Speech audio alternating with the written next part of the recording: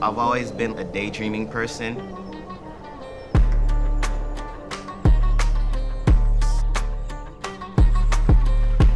I still daydream the exact same way as I did when I was like a little kid. I kind of live in that very intense world in my mind.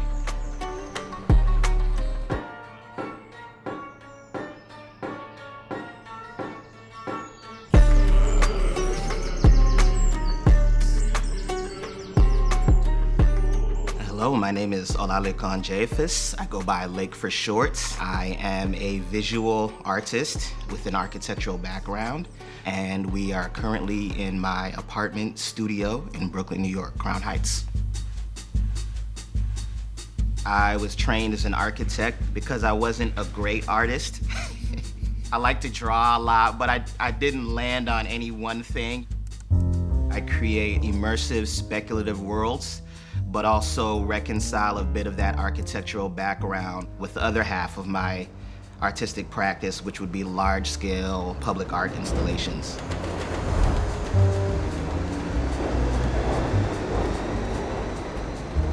I always go back to when I was a kid and my mom would take me to the public library, and we would always take out coffee table art books, Impressionism to like Danish furniture design, Senegalese sculpture or architecture.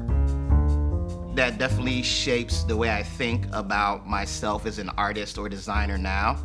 It's not defined by one specific category. I call this my craft corner, and it's where I work on the smaller scale models or sculptures.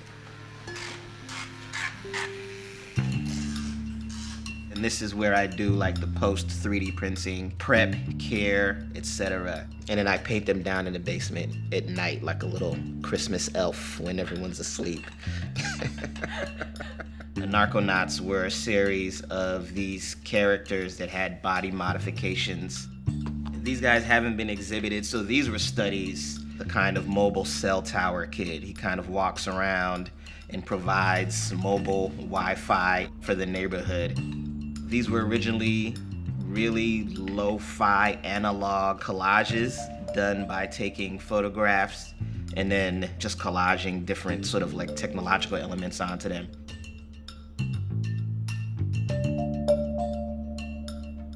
I think a lot of my work around this particular neighborhood is about preserving the people that have been living here, but also creating a kind of new condition and space for them to occupy.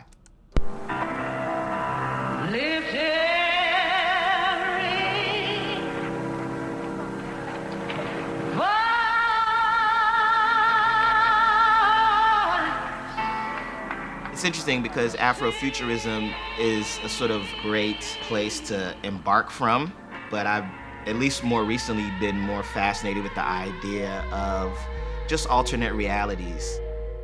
I think of architecture more in the sense of the way people gather in community and engage with space. When the physical space around you, the buildings, the communities, the streets, etc., may not be being designed with your input, and in some cases being designed expressly to marginalize you. Home is where you're interacting with community, where you're engaged with the people you love, care about, where you cook, eat, sleep, where you gather. There are a lot of parameters that shape these images and why I'm producing them.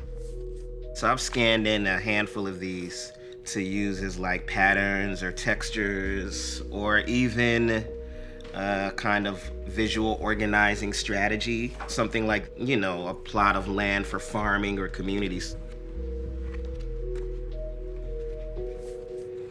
These are actually from Nigeria. We had a bunch of these hanging up in my home, still have them somewhere. I was born in Nigeria. The sights, the smells, the frenetic energy, that shapes a lot of my memories. We left due to several reasons, but also there was a military coup. In my young mind, you know, that loomed large. So I remember pulling into New York in like early 80s to mid 80s. This is a really gritty, grimy place, but in a very good way. It's nice and hot. hot out here. So I've been in Crown Heights for 25 years, living here, and pretty much in the same 5-6 block radius. I take walks every evening. That's where the ideation happens. Oh, this is a pretty cool thing. I gotta grab this little square here. Just the way it's contained, it feels like a solid kind of cube, a little bit of like human intervention, you know what I mean, to contain this. It's a nice color combination here, the green of the vegetation and the like turquoise. I have like a whole library of just graffiti or graffitied surfaces. Also like the ghost signs as well from earlier industry, and even like that cool little stone relief sigil up there as well. And the different types of like surveillance. These are always like details I take note of, and they make their way into the, you know, the scenes. And it's like, this is just a block away from my, you know, a few blocks away from my crib, but there's so much. It's like I'm stopping every 15, 20 yards, you know what I mean? There's that breeze. This corner pretty much is where I based maybe 3 of the immersive photo montages from the Frozen Neighborhoods project. The Frozen Neighborhoods project was exhibited at MoMA as a reconstructions exhibit in 2021. I took a photo from the corner over there looking this way, and then kind of imagined the street, you know, these 2 sort of thoroughfares as completely flooded wetland marshes. So I had a scene with like people getting baptized or swimming, or, you know what I mean? And there were like different water features. And this world is kind of like dystopian parameters, create almost a kind of utopian world, and then focus on making their community a fully self-sustaining community.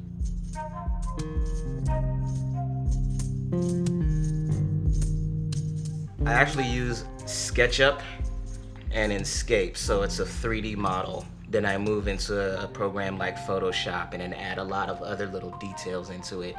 This is Klassen and Dean.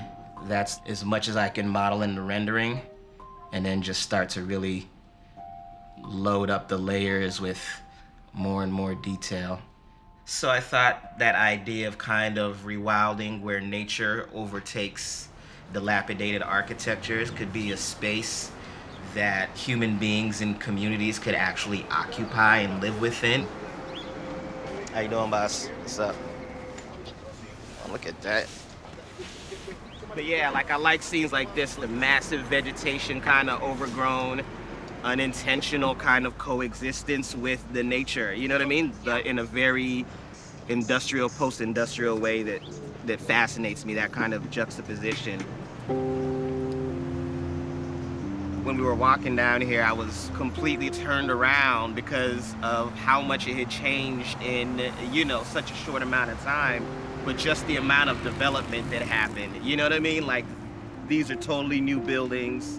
This Cube Smart is totally new. It was an empty lot. We accept everything from the shape of a stop sign to the codes that say the street must be X wide and whatever, but these are all decisions made by individuals. I would like people to think that they could shape the way cities look.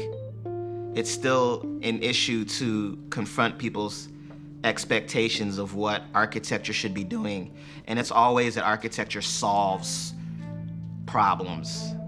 One of the things I'm saying about architecture is that it doesn't disentangle from the broader system that we're in. I've tried to have that conversation, really pushing through people's expectations for what reimagining is supposed to do, because people want solutions more than they want criticisms or dialogue or questions. I'm 100% making it for me. It's absolutely for me and my daydreams. Would you like a trip to Goree Island, or would you like to scuba dive in the Pacific Ocean? Just give me Mars. You have selected Mars. The Mars experience is audio compatible. Give me Genesis from the Bible. The Book of Genesis is available in more than 1,000 languages. Give me Yoruba. The Congratulations, you're about to begin dreaming. Ní ìbẹ̀rẹ̀, nígbà tí Ọlọ́run dá wọn àti ayé.